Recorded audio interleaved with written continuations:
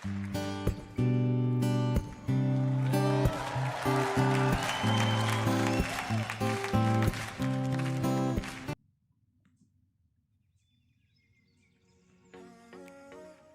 teman-teman, saya Ruben Panjaitan. Pada video kali ini saya akan menjelaskan tentang analisis faktor dan cara melakukannya dalam SPSS. Analisis faktor adalah suatu teknik analisis yang membuat informasi tentang pengelompokan variabel faktor dalam suatu penelitian. Analisis faktor bertujuan untuk menyaring variabel mana yang paling unggul dari beberapa variabel yang dipilih oleh peneliti. Hasil analisis faktor juga dapat digunakan untuk membedakan komponen atau variabel prioritas berdasarkan perankingan yang ada. Yang selanjutnya yaitu persyaratan sebelum melakukan analisis faktor. Ada terdapat 3 syarat yang harus dipenuhi. Yang pertama yaitu data masing-masing variabel yang diteliti harus berdistribusi normal. Yang kedua, nilai Kaiser-Meyer-Olkin measure of sampling harus lebih besar dari 0,5 dan nilai Bartlett test of sphericity lebih kecil dari 0,05. Persyaratan yang ketiga yaitu nilai anti-image correlation antar variabel lebih besar dari 0,5. Selanjutnya, ada 2 jenis analisis faktor, yaitu yang pertama Principal Component Analysis atau PCA atau analisis komponen utama, dan yang kedua yaitu Confirmatory Factor Analysis atau CFA atau analisis faktor konfirmatori. Selanjutnya kita masuk ke aplikasi SPSS. Pada bagian variable view, kita mengisi semua variabel yang kita miliki. Misalkan pada hari ini kita ingin meneliti tentang analisis faktor-faktor yang mempengaruhi kualitas belajar siswa berdasarkan kualitas guru di sekolahnya. Yang menjadi variabel kita adalah komunikasi, pemahaman, empati, emosional, dan penampilan. Untuk bagian desimal kita kosongkan saja karena kita tidak membutuhkan angka desimal, dan pada bagian measure kita pilih scale. Selanjutnya pada data view, seperti biasa kita memasukkan data yang kita miliki, dan data yang saya miliki ini sudah berdistribusi normal, jadi kita tinggal melakukan analisis faktornya saja. Caranya yaitu dengan mengklik analyze, lalu memilih dimension reduction dan memilih vektor. Pada bagian ini kita masukkan semua variabel yang kita miliki ke kolom variabel. Lalu kita mengklik deskriptif, kita centang anti-image dan KMO Bartlett test of sphericity. Lalu kita klik lagi extraction, kita pilih script plot, lalu klik continue, lalu kita pilih rotation dan kita pilih vary max dan klik continue.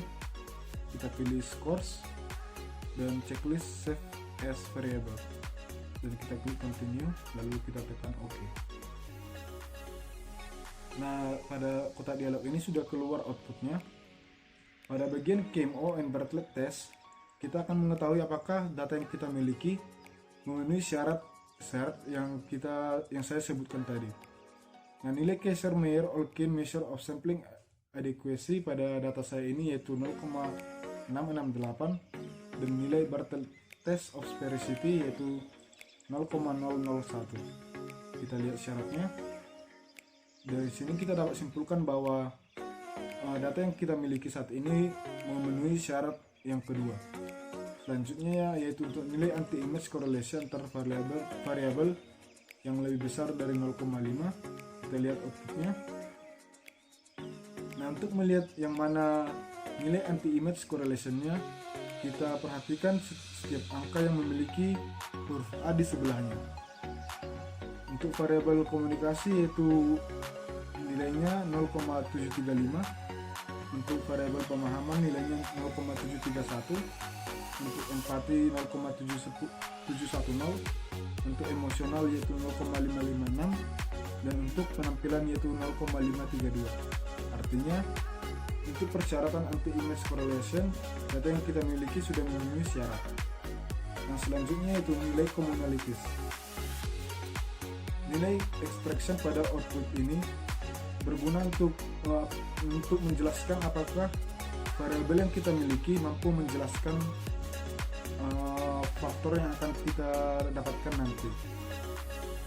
yaitu syaratnya jika nilai extractionnya lebih besar dari 0,5. Dapat kita lihat pada tabel bahwa setiap variabel memiliki nilai extraction yang lebih besar dari 0,5, yang artinya setiap variabel mampu menjelaskan faktor yang akan kita miliki nantinya. Lalu pada total variance explain, kita akan melihat seberapa banyak faktor yang kita miliki.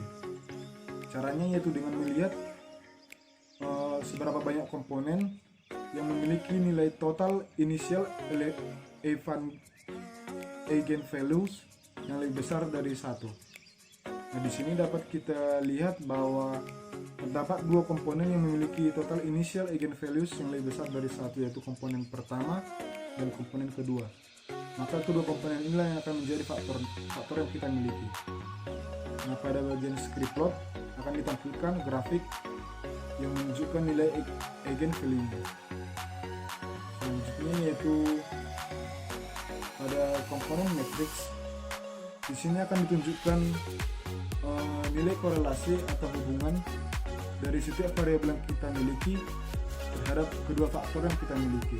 Misalnya untuk variabel komunikasi, nilai korelasi atau hubungannya dengan faktor yang pertama yaitu 0,809. Sedangkan untuk faktor yang kedua, nilai korelasinya yaitu minus 0,245. Artinya dan yang variabel kedua, pemahaman, memiliki nilai korelasi atau hubungan dengan faktor pertama yaitu 0,812 dan minus 0,257 untuk faktor yang kedua. Begitu juga untuk variabel yang seterusnya.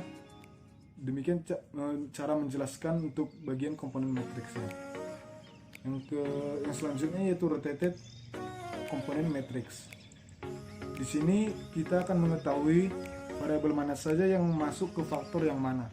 Contohnya untuk komunikasi, yang nilai korelasinya untuk faktor yang pertama yaitu 0,837 dan 0,117 untuk faktor yang kedua. Dari sini dapat kita melihat nilai korelasinya lebih besar terhadap faktor yang pertama. Artinya variabel komunikasi masuk ke bagian faktor yang pertama. Begitu juga dengan variabel selanjutnya, dan dapat kita tarik kesimpulan bahwa variabel komunikasi, pemahaman, dan empati masuk ke faktor yang pertama, sedangkan variabel emosional dan penampilan masuk ke faktor yang kedua. Nah, untuk komponen transformation matrix, di sini nilai korelasi yang menjadi syarat untuk faktor, apakah faktor tersebut mampu merangkum setiap variabel yang kita miliki. Syaratnya yaitu nilai korelasinya harus lebih besar dari 0,5. Nah, untuk faktor yang pertama nilai korelasinya adalah 0,908, dan juga untuk faktor yang kedua yaitu 0,908, yang artinya dapat kita tarik kesimpulan bahwa kedua faktor yang kita miliki ini mampu merangkum kelima variabel yang kita analisis tadi. Nah, kita kembali ke bagian data view-nya. Nah, di bagian data view ini terdapat variabel yang baru yaitu FAC1_1 dan FAC2_1. Di sini artinya ini merupakan faktor skor untuk setiap responden yang kita miliki. Nah, demikian penjelasan saya tentang analisis faktor, dan jika teman-teman ingin melakukannya dalam software yang lain, teman-teman bisa melakukannya. Tetapi untuk contoh softwarenya yaitu Amos dan Smart PLS. Tetapi khusus untuk Smart PLS, teman-teman hanya bisa melakukan save atau confirmatory factor analysis, karena untuk yang VCA software tersebut masih belum mendukung. Demikian penjelasan saya, semoga teman-teman dapat terbantu dari penjelasan saya ini. Terima kasih.